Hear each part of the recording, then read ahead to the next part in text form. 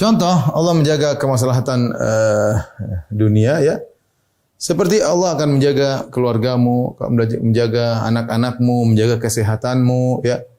Jika engkau menjaga perintah Allah dan menjauhi larangannya, ya Allah akan menjaga pekerjaanmu ya. Orang insyaallah kalau dia rajin salat, rajin zikir pagi petang, jalankan perintah Allah, menjauhi larangannya, berbakti sama orang tua, menyambung silaturahmi, Allah akan jaga dia. Allah akan jaga dia, Allah akan jaga usahanya, Allah akan jaga dunianya. Ya, Allah akan jaga dunianya. Bahkan terkadang Allah bukan cuma jaga dirinya, bahkan Allah jaga anak keturunannya. Seperti dalam firman Allah dalam surat Al-Kahfi, wa kana abuhuma salihah. Dalam surat Al-Kahfi Allah mengatakan dahulu nenek moyang mereka adalah orang yang saleh.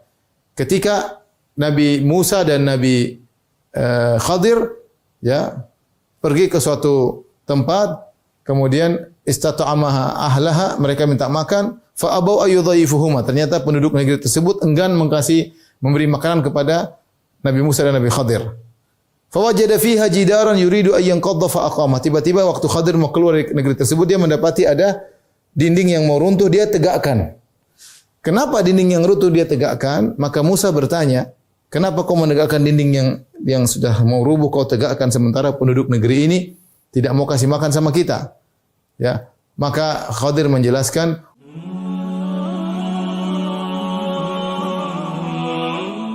An Abil Abbas Abdullah bin Abbas radhiyallahu taala anhuma, dari sahabat yang mulia Ibnu Abbas ya, yang bapaknya adalah Al Abbas bin Abdul Muttalib ya. Bapaknya Al Abbas bin Abdul Muttalib yang merupakan paman Nabi sallallahu alaihi wasallam.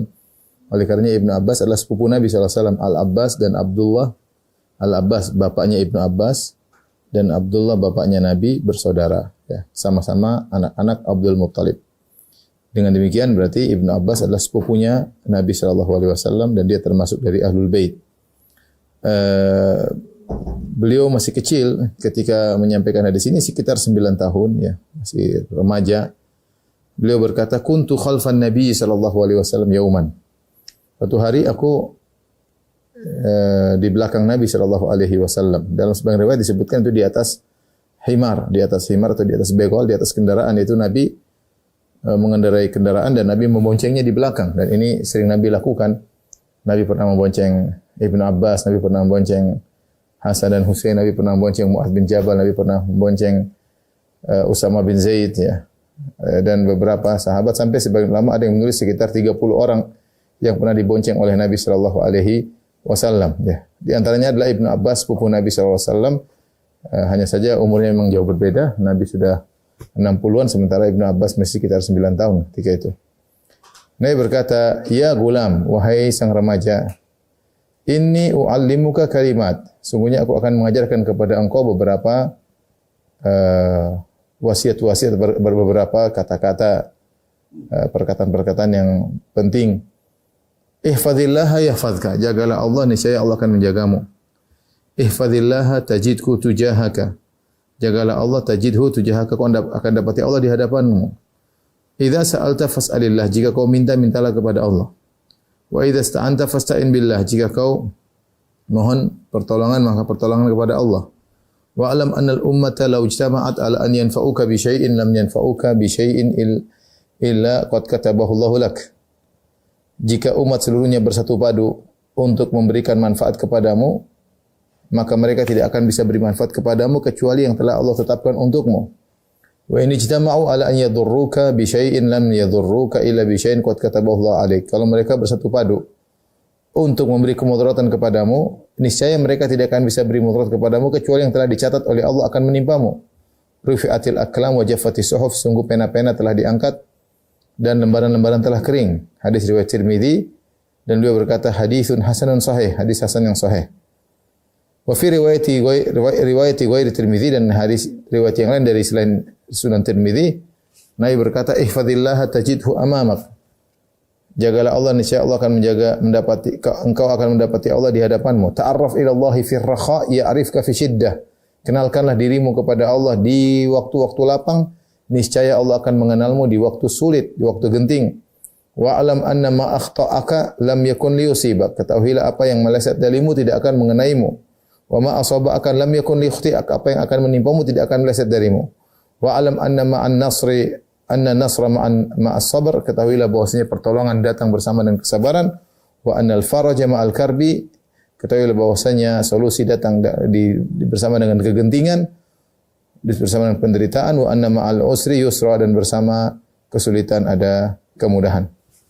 Ini hadis yang cukup panjang yang diriwayatkan oleh Ibnu Abbas. Tadi sudah kita jelaskan, Ibnu Abbas adalah seorang sahabat spesial. Dia dikenal dengan habrul ummah ya. Disebut habrul ummah karena habr maksudnya adalah ilmu yang sangat luas ini. Karena beliau memiliki ilmu yang sangat luas.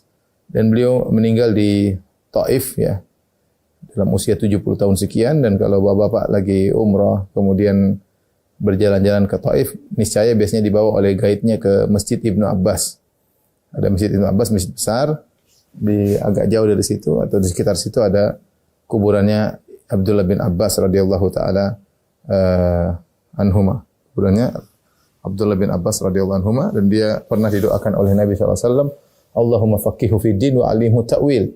Ya Allah, ajarkanlah kepada Ibnu Abbas agar dia faqih dalam agama, wa 'allimhu ta'wil, dan ajarkanlah dia mentakwil ya, yaitu tafsir Al-Quran. Mentakwil maksudnya tafsir Al-Quran. Oleh karenanya hampir seluruh ayat-ayat yang kita dapati ditafsirkan oleh Ibnu Abbas. Kalau kita baca buku-buku tafsir yang bersanad, yang menyampaikan perkataan para salaf, seperti tafsir At-Tabari, misalnya tafsir Al-Baghawi, atau tafsir Ibnu Katsir, atau tafsir-tafsir yang lain, biasanya setiap saat pasti ada tafsirannya Ibnu Abbas. Kalau bukan Ibnu Abbas, murid-muridnya seperti Mujahid bin Jabr dan yang lainnya, Ikrimah, dan yang lain ya. Jadi intinya Ibnu Abbas lah mufassirnya para sahabat dan terkenal dengan kecerdasannya ya. Oleh karenanya dalam sebagian rapat, Umar bin Khattab radhiyallahu anhu ketika rapat di zaman Umar bersama senior-senior para sahabat, terkadang Umar ajak Ibnu Abbas. Beliau ajak Ibnu Abbas untuk hadir dalam rapat tersebut. Kenapa? Karena Ibnu Abbas meskipun dia masih sangat muda, dia layak untuk bermajelis dengan para senior. Kenapa? Karena dia memiliki ilmu. Bagaimana tidak memiliki ilmu sementara Nabi telah berdoa untuknya, yaitu Allahumma faqihu fid din wa 'allimhu ta'wil. Ya Allah, buatlah dia faqih dalam agama dan ajarkanlah dia ilmu tafsir. Ya. Beliau pernah ditanya, ya. Dia namanya Abdullah bin Abbas. Beliau pernah ditanya, ya, bagaimana dia mendapatkan ilmu, maka dia menjawab bilisanin saul wa qalbin aqul, ya, wa badanin ghairi malul. Dia berkata dapat ilmu dengan sering bertanya, wa qalbin aqul, dengan hati yang konsentrasi, senantiasa konsentrasi ketika mendengar ilmu, wa badanin ghairi malul, dan tubuh yang tidak bermalas-malasan. Ya, tubuh yang tidak. Jadi memang harus semangat untuk ilmu, ya, harus semangat untuk ilmu. Oleh karenanya Allah muliakan Ibnu Abbas radhiyallahu taala anhuma. Nah, di sini Ibnu Abbas ketika sedang bersama Nabi, umur beliau sekitar 9 tahun atau kurang lebih, karena namanya gulam itu sekitar umur sekian, sekitar 9 tahun kurang ya. Dan Nabi membonceng di belakang Nabi SAW, ini menunjukkan rahmat Nabi SAW, perhatian Nabi kepada sahabat-sahabat yang masih kecil, yang junior, sampai Nabi membonceng mereka. Kemudian Nabi SAW mengajarkan kepada Ibnu Abbas, masih remaja, ya gulam inni u'allimuka kalimat. Wahai sang remaja, aku mengajarkan kepada engkau beberapa wasiat. Dan ini wasiat yang disampaikan oleh Nabi kepada Ibnu Abbas, sementara dia usianya masih sangat muda, benar-benar menempel dalam benak Ibnu Abbas, ya. Benar-benar menempel dalam benak Ibnu Abbas. Apalagi metode Nabi sebelum menyampaikan, Nabi mengatakan, kasih mukaddimah, wahai gulam, wahai sang remaja, aku ingin mengajarkan engkau suatu kalimat-kalimat. Dalam sebagian riwayat, ala u'allimuka kalimat, maukah aku ajarkan kepada engkau wasiat-wasiat. Dengan seperti ini menjadikan sang murid perhatian, ya. Beda kalau Nabi hanya berbicara terus tanpa ada kasih mukaddimah, terkadang sang murid tidak perhatian. Dan Nabi punya banyak metode agar menjadikan para sahabat perhatian. Seperti Nabi terkadang mengatakan 3 perkara atau terkadang 7 perkara, terkadang berapa perkara, ya. Ini menjadikan orang tertarik, ya. Terkadang Nabi beri teka-teki tahukah kalian sungguhnya ada sebuah pohon yang keberkahannya seperti keberkahan seorang muslim? Lalu kasih teka-teki sehingga para sahabat semangat untuk menjawab. Terkadang Nabi memberi penawaran, ala u'allimuka kalimat, maukah aku ajarkan kepada kalian beberapa wasiat kepada engkau wahai Ibnu Abbas, ya. Ya. Dan itu juga banyak seperti ala ukhbirukum binisaikum min ahli jannah, maukah aku kabarkan kepada kalian tentang perempuan-perempuan penghuni surga, ya. Maukah aku kabarkan kepada kalian tentang suatu amalan yang jika kalian lakukan akan kalian saling mencintai dan masuk surga. Rasulullah kasih penawaran-penawaran dan ini menarik perhatian orang yang mendengar. Ini metode dan seorang boleh berinovasi dalam pengajaran. Yang penting bagaimana audiens atau murid-murid bisa perhatian, ya. Bisa perhatian, ya. Saya masih ingat dulu waktu saya di Madinah, guru saya pengajar, dia ngajar psikologi, ya. Dia ngajar, dia kadang sering bergerak, kadang ininya dirubah-rubah, terkadang dia nginjak kakinya di atas bangku, dia berbagai macam sehingga tidak ada mahasiswa yang ngantuk kalau dia ngajar, ya. Kenapa? Dia selalu membuat suatu hal yang membuat perhatian kepada para audiens, ya. Ini metode dan itu secara hukum asal hukumnya sunnah. Bagaimana kita memberi mukaddimah agar menarik perhatian dari audiens sehingga bisa konsen dengan apa yang kita sampaikan, ya. Taib, adapun nasihat tersebut beliau buka dengan ihfazillaha yahfazka, ihfazillaha tajidhu tujahaka. Ya. Jadi Nabi SAW berkata,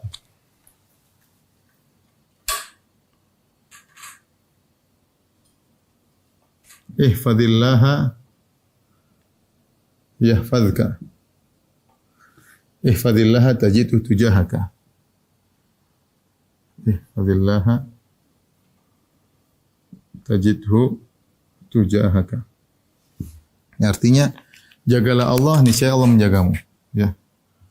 Jagalah Allah. Ya. Niscaya Allah menjagamu. Allah menjagamu.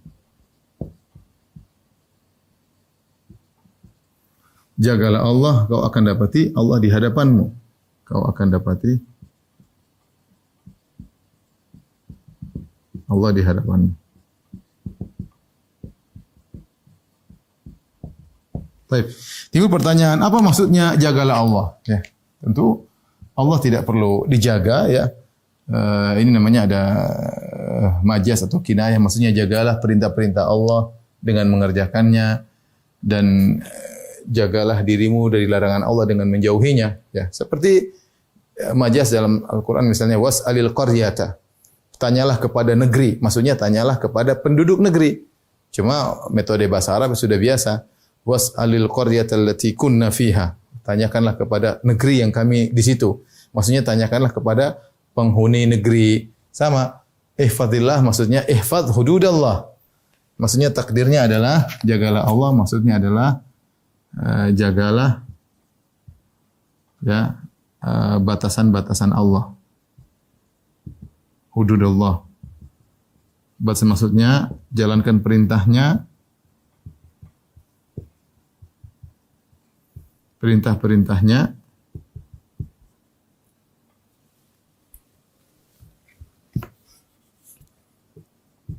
dan jauhi larangan-larangannya.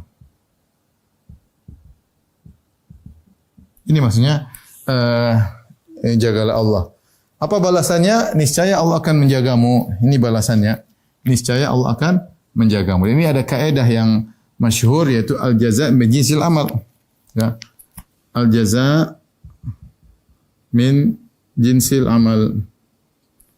Balasan sesuai dengan perbuatan. Dengan perbuatan. Dan seperti ini dalam Al-Quran banyak, ya. Seperti firman Allah Subhanahu wa taala, "In tansurullaha yansurkum." Jika kalian menolong Allah, maka Allah akan menolong kalian, ya. Ya. Jika kalian menolong Allah, Allah akan menolong kalian. Allah mengatakan, "Fadhkuruni adzkurkum." Ingatlah aku akan ingat pada kalian, ya. Aufu bi ahdi ufi bi ahdikum. Penuhilah janji kalian kepadaku dan aku akan penuhi janjiku kepada kalian. Ya. Dalam banyak ayat seperti itu. Jadi kalau kalian begini, Allah begini. Kalau kalian begini, Allah begini. Ya. Maka timbullah kaidah al-jaza min jinsil amal. Ya. Maksudnya Allah menjaga perintah-perintahnya, jauhi larangan. Jangan sampai ketika Allah perintah, Allah kehilangan engkau. Tidak ada. Berarti salah. Harusnya ketika Allah perintah kau hadir, jalankan. Ketika Allah larang, harusnya kau tidak ada daerah larangan tersebut. Bukan malah kau muncul di daerah larangan tersebut. Inilah maksudnya menjaga. Dalam nas-nas banyak sekali kalimat jagalah, jagalah, jagalah ya. Contoh dalam nas-nas kalimat kata jagalah.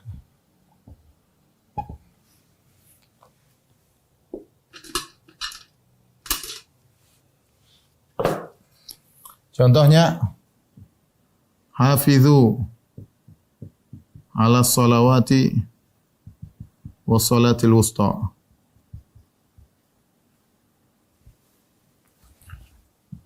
Misalnya kata Allah Subhanahu wa taala, jagalah salat. Jagalah salat 5 waktu.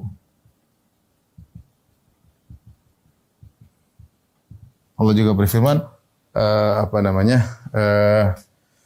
walladzina ala salawatihim yuhafizun, orang-orang yang menjaga salat mereka ya. Di antaranya misalnya jaga janji, wahfadhu aimanakum, yaitu jagalah janji kalian. Jagalah janji kalian. Jagalah janji kalian. Allah suruh menjaga janji. Misalnya menjaga kemaluan. Allah Subhanahu wa taala berfirman, "Walladzina hum li furujihim hafizun." Walladzina hum li furujihim hafizun. Orang-orang menjaga kemaluan mereka. Orang-orang yang menjaga kemaluan mereka.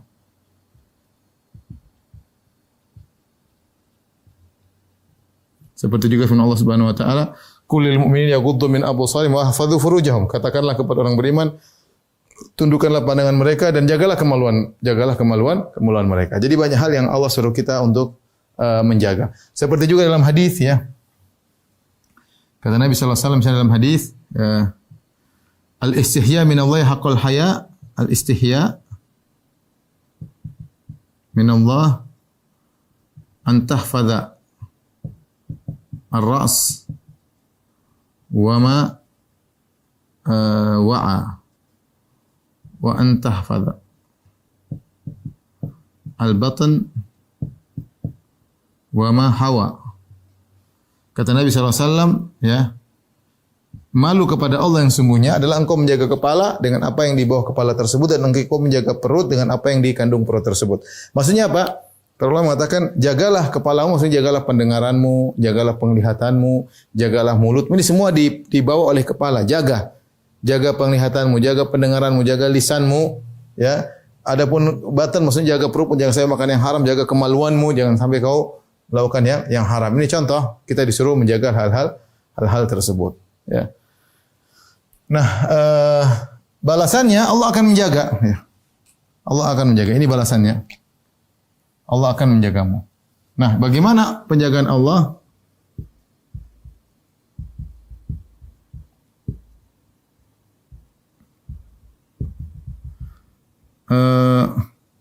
Allah menyebutkan, ya, yaitu Allah ada 2 hal. Allah menjaga kemaslahatan duniamu dan Allah menjaga kemaslahatan akhiratmu. Allah menjaga kemaslahatan duniamu.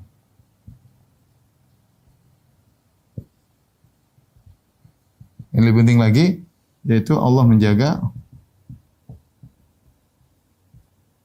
kemaslahatan akhiratmu.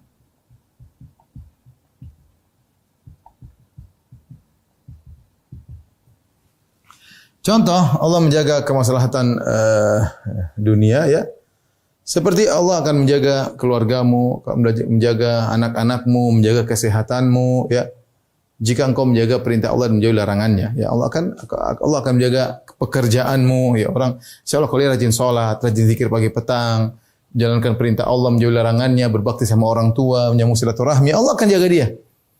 Allah akan jaga dia, Allah akan jaga usahanya, Allah akan jaga dunianya, ya. Allah akan jaga dunianya. Bahkan Bahkan terkadang Allah bukan cuma jaga dirinya, bahkan Allah jaga anak keturunannya. Seperti dalam firman Allah dalam surat Al-Kahfi, wa kana abuhuma salihah. Dalam surat Al-Kahfi Allah mengatakan dahulu nenek moyang mereka adalah orang yang saleh. Ketika Nabi Musa dan Nabi Khadir ya pergi ke suatu tempat, kemudian istata'amaha ahlaha, mereka minta makan, fa abau ayyudhaifuhuma. Ternyata penduduk negeri tersebut enggan memberi makanan kepada Nabi Musa dan Nabi Khadir. Fa wajada fiha jidaran yuridu an yanqadha fa aqama. Tiba-tiba waktu Khadir mau keluar dari negeri tersebut, dia mendapati ada dinding yang mau runtuh, dia tegakkan.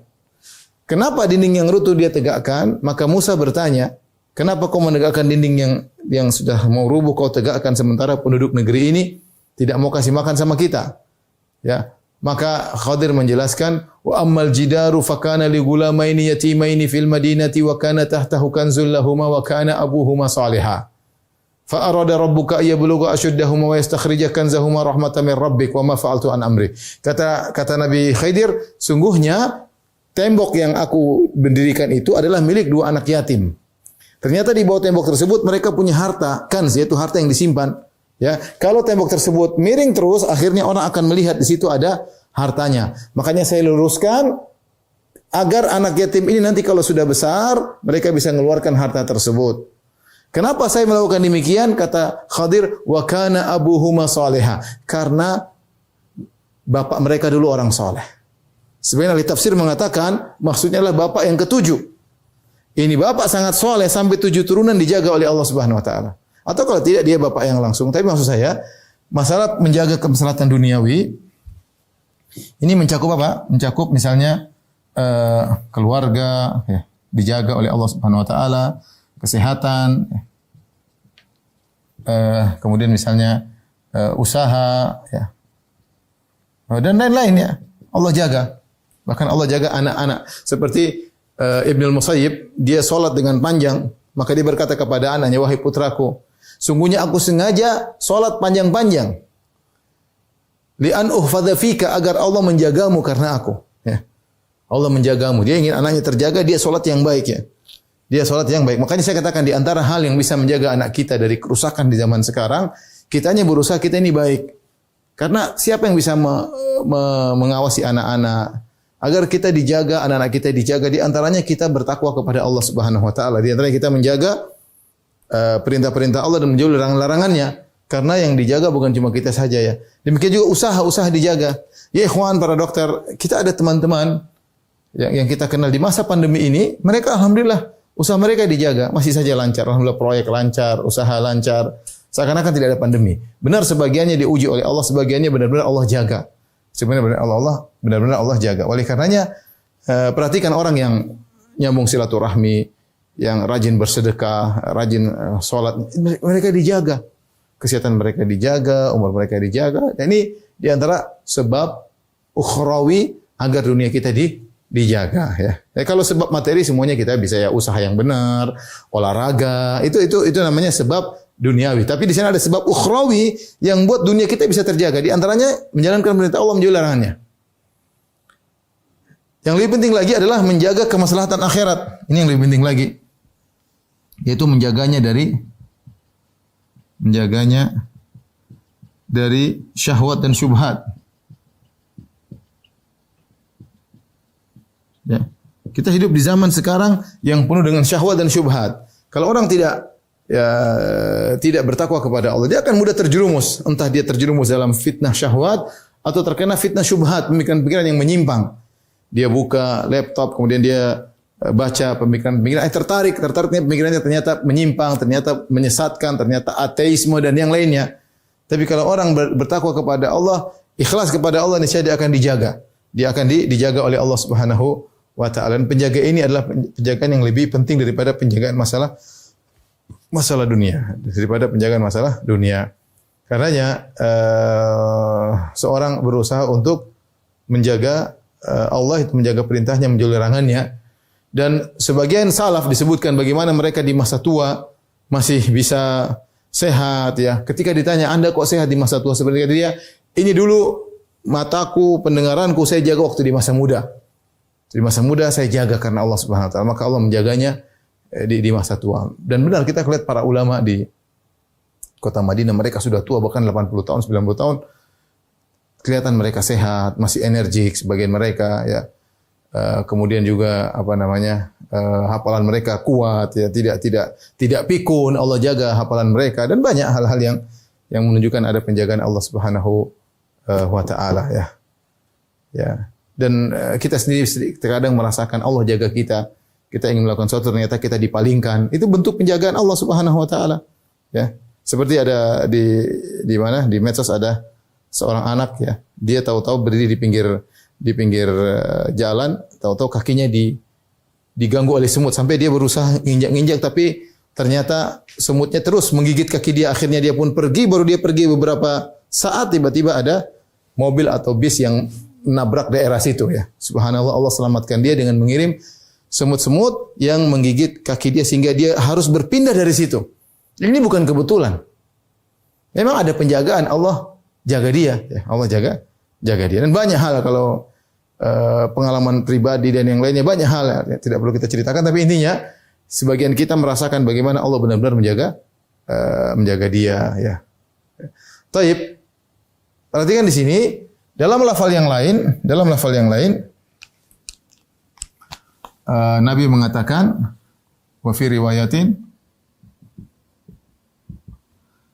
ta'arraf ila Allah fi ar-raha ya'rifka fi syiddah.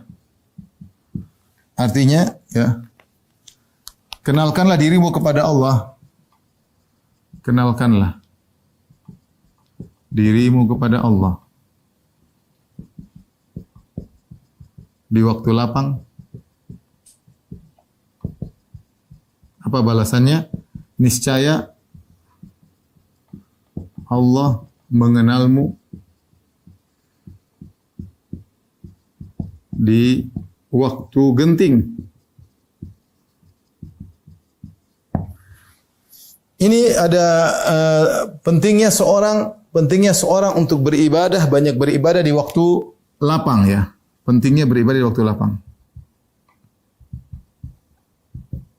Banyak orang baru ingat kepada Allah ketika susah ya.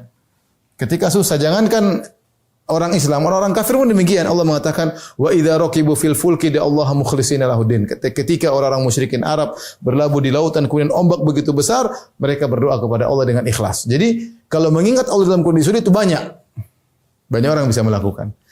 Yang jadi perhatian bagaimana seorang mengingat Allah di waktu lapang, ketika dia lagi naik jabatan, ketika dia lagi gaji dinaikkan, ketika dia lagi sehat-sehatnya, ketika lagi bugar-bugarnya, dia ingat Allah Subhanahu wa taala. Di waktu lapang dia ingat Allah Subhanahu wa taala. Apa maksudnya ta'arraf? Kenalkanlah ya. Kenalkanlah. Sebagian ulama seperti Syekh Utsaimin menafsirkan tamallaq, yaitu cari mukalah kalau bahasa kita, cari mukalah kepada Allah. Kepada Allah di waktu lapang. Bagaimana cara muka? Ikhlas ya. Bangun malam salat, ada duit sedekah biar Allah kenal kita. Allah sudah tahu kita semua tapi maksudnya pengenalan khusus. Ya, Allah tidak ada innallaha la yakhfa 'alaihi syai'un fil ardi wala fis sama'. Tidak ada sesuatu pun yang samar bagi Allah. Semuanya Allah Maha tahu. Tetapi Allah kalau kita ingin dikenal oleh Allah secara khusus ya, maka di waktu lapang mumpung kita lagi sehat banyak ibadah. Mumpung kita lagi duit, sedekah, punya duit, sedekah. Ya. Mumpung kita lagi energik, jangan lupa umrah, haji. Ya, mumpung kita masih lapang. Masih lapang. Nanti kalau kita dalam kondisi sulit, Allah akan kenal kita. Allah akan kenal kita. Ini sangat penting. Allah akan kenal kita di waktu kita sulit. Oleh karenanya Allah menyebut tentang Nabi Yunus alaihissalam. Nabi Yunus ya, ketika dia marah sama umatnya yang tidak mau beriman, maka dia pun pergi, lantas dia kemudian ditelan oleh ikan paus. Apa kata Allah tentang Nabi Yunus? Maka di dalam perut ikan ketika itu fanada fi dzulumat, Nabi Yunus alaihissalam dia menyeru kepada Allah di dalam kegelapan-kegelapan. Ada 3 kegelapan yang meliputinya kata para ulama. Pertama kegelapan perut ikan. Dia di dalam perut ikan enggak ada lampunya tentunya ya. Gelap. Kemudian di dalam kegelapan malam, ketika itu di malam hari.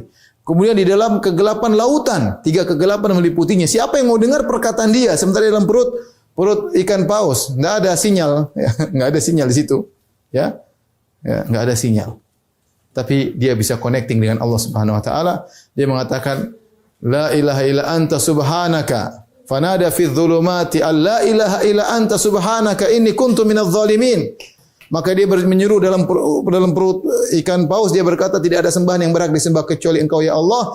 Inni kuntu minadh dhalimin, sungguhnya aku termasuk orang yang bersalah, berbuat zalim. Allah berfirman, "Falaula annahu kana minal musabbihin lalabitha fi batnihi ila yaumi yub'atsun." Kalau bukan Nabi Yunus dahulu suka bertasbih, ketika dia masih dalam kondisi lapang, dia suka salat sunnah, dia suka bertasbih, maka kami pun menyelamatkan dia. Kalau tidak, dia akan berada dalam perut ikan paus sampai hari kiamat. Kata Allah ketika menyelamatkan Nabi Yunus, Allah mengatakan, "Falaula annahu kana minal musabbihin." Falaula annahu kana minal musabbihin. Kalau bukan dia dahulu ya suka bertasbih. Ada yang mengatakan bertasbih maksudnya salat sunnah, suka salat. Ya. Jadi ketika seorang sehingga disebutkan ketika Nabi Yunus berdoa, maka malaikat tahu ini suaranya siapa. Ini suara hamba Allah yang ketika sedang lapang dia ingat kepada Allah Subhanahu wa taala. Makanya ikhwan dan akhwat para dokter yang subhanahu, ketika kita lapang mungkin lagi jalan-jalan sama keluarga, jangan lupa di tengah-tengah kita sedang berjalan-jalan kita berzikir kepada Allah. Fadhkuruni azkurkum. Ingatlah aku ingat kalian. Ya, subhanallah, alhamdulillah, wala ilaha illallah, akbar, wala haula wala quwata illa billah. Atau kita bilang astaghfirullah, astaghfirullah, astaghfirullah, astaghfirullah.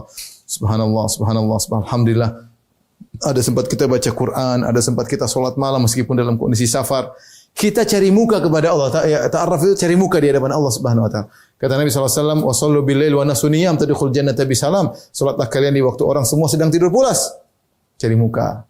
Kalau orang sumbangnya sedikit-sedikit, kita cari muka depan Allah, kita sumbang banyak, enggak ada yang tahu. Hanya Allah yang tahu. Cari muka benar kepada Allah. Allah tahu ini si fulan, si fulan, si fulan, si fulan. Kapan dalam kondisi genting, Allah akan ingat hambanya. Allah akan ingat hambanya dengan peringatan, dengan mengingat secara khusus spesialis. Allah akan membantunya tatkala dalam kondisi genting, ya, dalam kondisi genting. Baik, kita lanjutkan. Jadi Nabi SAW mengatakan, jagalah Allah niscaya Allah akan menjagamu. Jagalah Allah niscaya kau akan dapat Allah di depanmu, yaitu dalam kondisi kau perlu Allah akan hadir di hadapan langsung, tidak tertunda-tunda. Allah langsung tolong kamu. Tapi Allah punya cara dalam menolong. Ya. Allah punya cara, tapi kau akan dapati Allah di hadapanmu. Jangan kemudian kata Nabi SAW, wa idza sa'alta fas'alillah. Perhatikan sini. Jika engkau minta, maka mintalah kepada Allah Subhanahu wa taala. Ini poin penting. Jadi Ibnu Abbas yang masih kecil umur 9 tahun ditanamkan tauhid oleh Nabi SAW. Wa idza sta'anta fasta'in billah. Jika kau minta tolonglah kepada Allah. Selalu kembali kepada Allah. Bukannya kita enggak boleh kerja sama, bukannya kita enggak boleh minta tolong sama orang, boleh. Tapi yang paling utama minta kepada Allah. Biasakan diri kita minta kepada Allah dan biasakan diri kita tidak minta kepada selain Allah Subhanahu wa taala. Biasakan diri kita tidak minta kepada selain Allah. Karenanya dulu sebagian sahabat mereka membaiat Nabi SAW. Di antara isi bait mereka, Allah tas'aluna nasa syai'an. Jangan kalian minta kepada manusia apapun. Tidak boleh minta. Jangan sedikit-sedikit minta. Jangan. Usahakan kerja sendiri. Jangan minta sama orang. Ya beda kalau anak buah kita gaji. Kenapa?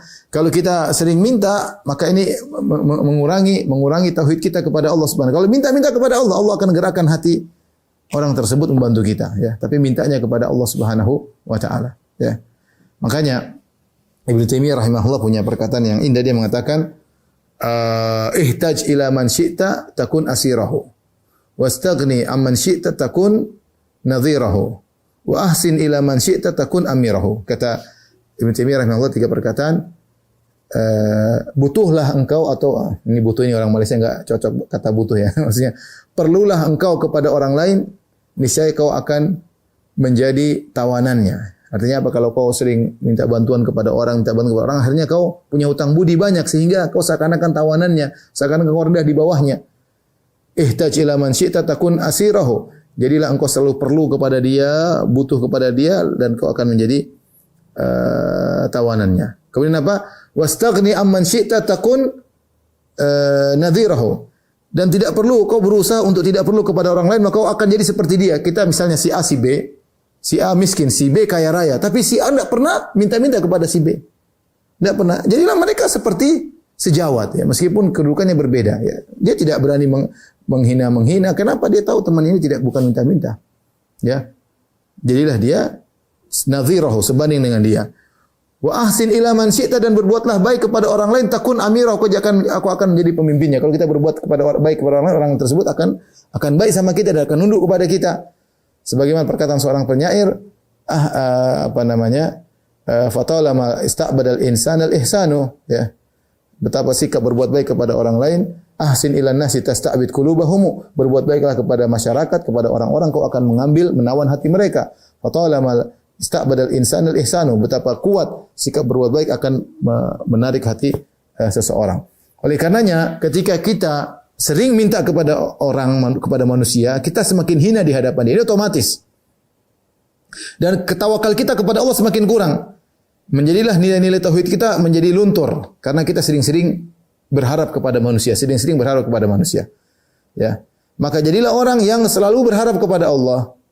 Latih diri untuk tidak minta kepada Allah. Sampai Nabi dalam sebagian riwayat mengajarkan minta perkara kecil kepada Allah. Kata Nabi SAW, "Liyas'ala ahadukum rabbahu hatta syi'athani na'lihi." Mintalah salah seorang kalian kepada Allah sampai masalah tali sendalnya. Kalau tali sendalnya rusak, minta sama Allah. Jangan minta sama orang. Ya. Kita boleh berusaha setelah itu ke bengkel atau apa, kita bayar. Tapi kita berdoa kepada Allah, ya Allah perbaikilah tali sendalku. Misalnya, ya Allah perbaikilah motorku lah, ya Allah perbaikilah apa kayak ya. Tapi kita minta kepada Allah Subhanahu wa taala ya. Lihatlah bagaimana Nabi Musa alaihissalam. Nabi Musa, kalau kita baca kisahnya, ketika dia kabur lari dari kejaran Firaun dan bala tentaranya, waktu dia masih belum mendakwai Firaun, dia habis bunuh orang. Kemudian fakharaja minha khaifan yataraqqab. Dia keluar dari kota Mesir dalam kondisi ketakutan. Kemudian dia lari tidak, karena tiba-tiba dia lari, ada orang mengatakan fakhruj inni laka minan nasihin innal mala'at tamirunaka bika liyaqtuluk.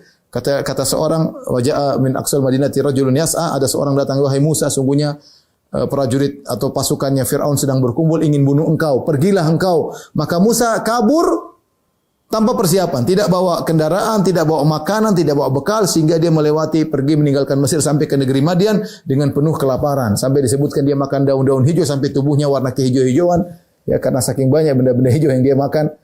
Sampai akhirnya tiba di negeri Madian. Di Madian Allah ciptakan cerita dalam surat Al-Qasas di mana dia bantu dua orang wanita, ya, dia ambilkan air untuk dua orang wanita, kemudian dua orang wanita tersebut pulang.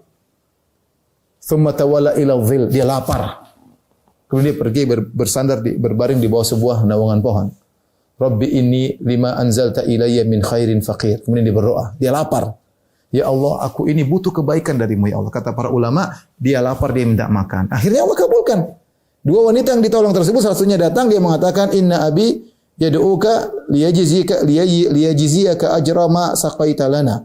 Ayahku mengundangmu ke rumah karena ingin beri upah karena engkau telah membantu kami berdua waktu ngambilin air. Akhirnya Nabi Musa dapat makan. Tapi maksud saya, seorang biasakan diri untuk hatinya selalu kepada Allah Subhanahu wa taala. Kita kalau berharap kepada manusia selalu kecewa, ya, sering kecewanya. Maka berharaplah kepada Allah, setelah itu kita berikhtiar. Tapi hati ini hendaknya senantiasa meminta kepada Allah. Semakin Anda tidak minta kepada orang, semakin tawakal Anda semakin tinggi, tauhid Anda semakin tinggi. Jangan sedikit-sedikit, minta ke ini, minta tolong ke ini, ke traktir dong. Jangan biasakan demikian. Biasakan kita enggak minta kecuali hanya kepada Allah Subhanahu wa taala. Ini memperkuat tauhid seseorang. Bahkan sebagian ulama tidak menganjurkan seorang minta doa kepada orang lain. Kalau Nabi Nabi spesial. Orang datang kepada Nabi, Nabi berdoa dikabulkan ya. Ya. Seperti itu ya. Tapi selain Nabi, bukan kebiasaan para salaf dahulu. Sedikit-sedikit, doain aku ya, doain gua. Enggak. Ya. Itu bukan kebiasaan para salaf. Sampai disebutkan sebagian sahabat ketika dimintain doa, dia mengatakan, lasna anbiya, kami bukan para nabi, dimintain doa. Kenapa mengajarkan? Boleh kita minta doa kepada orang, boleh.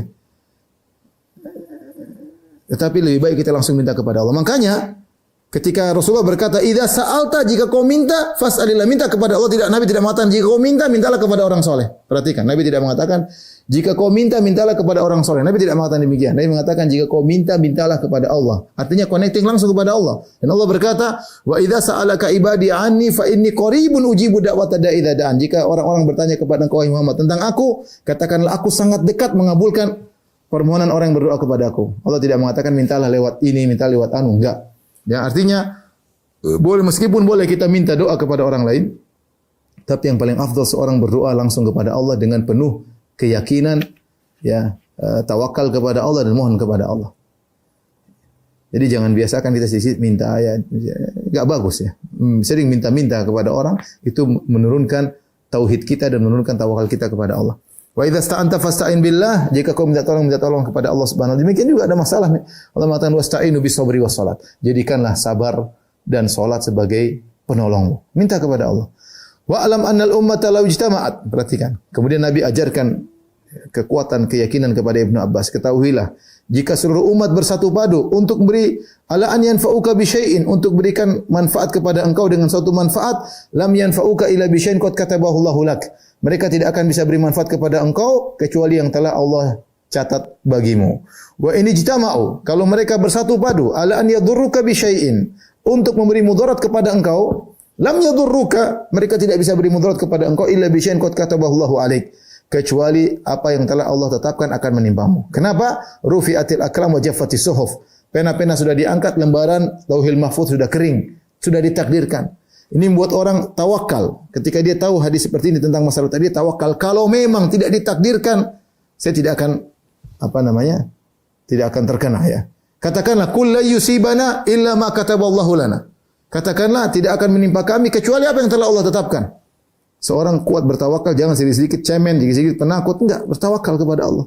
Minta tolong kepada Allah, jalan. Kalau Allah tidak takdirkan, tidak bakalan kena. Tidak bakalan kena. Tapi tentu berusaha, ikhtiar, bukan berarti tidak ikhtiar, tapi ikhtiar dan dengan keyakinan kalau Allah tidak berkehendak maka tidak akan terkena. Ya. Tentu ikhtiar, ya, bukan nekat ngawur, ya, bukan nekat ngawur, ya. Ya.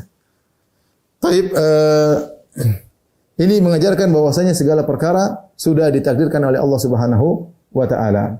Makanya dalam riwayat yang lain kata Nabi, wa alam anna ma akhta'aka lam yakun liyusibak. Ketahuilah apa yang meleset darimu tidak akan kau dapatkan. Wa ma asabaka lam yakun liyukhti'ak, dan apa yang menimpamu tidak akan bisa terluput darimu. Ini pentingnya kita belajar akidah. Allah mengatakan dalam surat Al-Hadid, ma asaba min musibatin fil ardi wala fi anfusikum illa fi kitabim min qabli nabra'aha. Inna dzalika 'ala Allah yasir likay la ta'saw 'ala ma fatakum wa la tafrahu bima atakum. Wallahu la yuhibbu kulla mukhtalin fakhur. Musibah apapun yang menimpa kalian di bumi atau menimpa diri kalian kecuali telah tercatat di Lauhil Mahfuz. Buat apa? Dan itu mudah bagi Allah untuk mencatat, kemudian Allah mentakdirkan dan Allah eksekusi sehingga terjadi apa yang terjadi sesuai dengan catatan Allah. Setelah itu berkata, likai la ta'saw 'ala ma fatakum, agar kalian tidak putus asa atas apa yang telah luput dari kalian. Jangan terlalu bersedih. Kita boleh sedih, tapi kita tahu sudah ditakdirkan. Ya, seorang berusaha, misalnya dia daftar ternyata tidak lulus. Dia bilang apa? Qadarullah ma syaa. Ini sudah tercatat 50.000 tahun sebelum Allah ciptakan langit dan bumi bahwasanya saya tidak lulus. Mau diapain? Yakin di baliknya ada kebaikan. Ya, yakin di baliknya ada kebaikan. Apa yang Allah bilang luput darimu kau tidak akan dapat meskipun sudah berusaha. Semaksimal mungkin. Kalau kau tidak dapat, yakin sudah ditakdirkan. Berarti bukan itu yang baik bagimu. Ya. Sebaliknya terkadang orang usahanya cuma sedikit atau dia dapat. Belajarnya santai-santai, tahu-tahu lulus, tahu-tahu ya, sudah ditakdirkan dia seperti itu. Maka kalau Anda berhasil mendapatkan sesuatu, maka jangan sombong, ya. Kalau Anda terluput dari sesuatu, jangan terlalu bersedih. Semuanya sudah ditakdirkan. Ya, semua sudah ditakdirkan. Seorang hanya ikhtiar dan dia tidak tahu takdirnya apa. Maka lakukanlah, ikhtiarlah, akan tersingkap bagimu apa takdirmu. Ya. Kalau kita sudah berusaha ternyata tidak berhasil, ya sudah, berarti takdirnya seperti itu. Kalau kita berusaha ternyata berhasil, ya takdirnya seperti itu. Dan semuanya kita kembalikan kepada Allah Subhanahu wa taala. Taib, kemudian di akhir riwayat kata Allah Subhanahu wa kata Nabi sallallahu alaihi wasallam, wa alam anna an-nasr ma'as sabri. Ketahuilah pertolongan muncul bersama kesabaran. Seorang kalau bersabar niscaya pertolongan Allah akan datang. Banyak orang tidak dapat pertolongan kenapa? Karena kurang sabarnya, ya. Kurang sabarnya. Tapi kalau dia bersabar, wallahu ma'as sabirin, Allah bersama orang-orang yang sabar, maka Allah akan turunkan pertolongan. Wa annal faraja ma'al karab, dan bahwasanya solusi muncul bersama dengan penderitaan. Dalam kesulitan tiba-tiba Allah berikan solusi. Wa anna ma'al usri yusra, bersama kesulitan ada kemudahan. Bersama kesulitan ada kemudahan. Ini sudah saya pernah bahas dalam tafsir Al-Insyirah, bahwasanya kemudahan itu datang bersamaan dengan kesulitan. Tergantung bagaimana seorang menghadapinya. Kalau dia menghadapinya tawakal kepada Allah, maka ini akan terwujudkan. Sungguhnya kemudahan datang bersama dengan kesulitan. Tapi kalau dia tidak bertawakal kepada Allah, dia ngamuk-ngamuk kepada Allah, maka tidak terwujudkan baginya ayat-ayat tersebut. Menurut saya, menjaga Allah bukan berarti kita memberi perlindungan kepadanya, tetapi menjaga batasan-batasan yang telah Allah tetapkan dalam syariatnya. Disinilah letak kehormatan seorang hamba. Ia menempatkan perintah Allah di atas hawa nafsu, ia mendahulukan ketaatan sebelum kepentingan pribadi, dan ia memilih keteguhan iman di saat banyak orang memilih jalan yang mudah. Ketika seseorang hamba bersungguh-sungguh menjaga hubungannya dengan Allah, meluruskan niat, memperbaiki ibadah, menjaga lisan, serta menjauh dari segala bentuk maksiatnya, maka Allah akan memberikan penjagaan yang lebih luas daripada sekedar perlindungan fisik. Penjagaan Allah mencakup kelapangan hati, kecernian pikiran, keteguhan langkah, hingga dijauhkannya seorang hamba dari keburukan yang bahkan ia sendiri tidak menyadarinya. Ada orang yang terlihat aman-aman saja, padahal ia kehilangan keberkahannya. Namun, hamba yang menjaga Allah justru dijaga dalam bentuk yang paling berharga, iman yang tetap hidup, hati yang tetap lembut, dan langkah hidup yang selalu diarahkan menuju kebaikan. Inilah makna mendalam dari sabda Nabi, bahwa siapa yang menjaga Allah, niscaya Allah akan menjaganya. Sebuah janji agung yang hanya didapat oleh hamba yang bersungguh-sungguh. Barakallahu fikum.